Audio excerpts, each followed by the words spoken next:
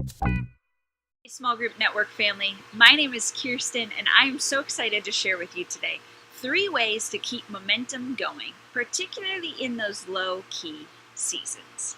So John Maxwell once said, well, when you have momentum, don't take a vacation. And as hilarious as that is, it's so true, right? I like to think of it like surfing. When you are out there on the water, you are waiting for those waves to build and build and build until you find the right wave and then you ride it out. You don't just jump ship mid-wave. And so the same is true with small groups. We want to keep building that momentum and we want to ride out the wave. And I think there are 3 ways we can do this. 1, start the conversations early. What would it look like if you went and tapped on someone's shoulder and said, hey, have you ever considered doing this?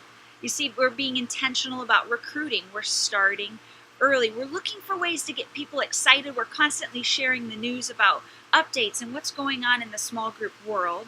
And then we're also being specific and saying things like, you know what I've noticed?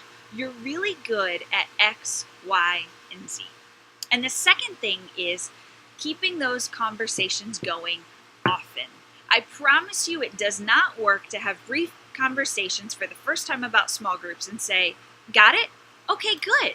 It just doesn't work. Why? Well, because it's relationship building and you need to keep that conversation going. So it might look like taking people out for coffee or for a meal and taking the time to answer their questions.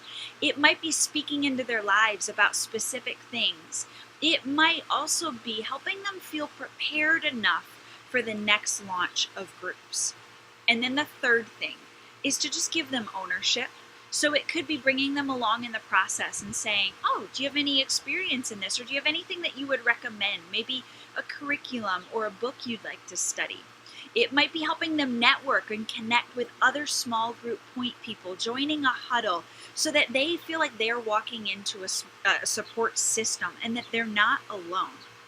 It could also be you empowering them as small group point people and just encouraging them that they are in a leadership position for a reason.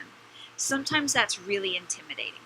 So there's no quick formula for this. It just is keeping it simple and keeping the momentum going through starting those conversations early, keeping those conversations going often, and then also giving them ownership.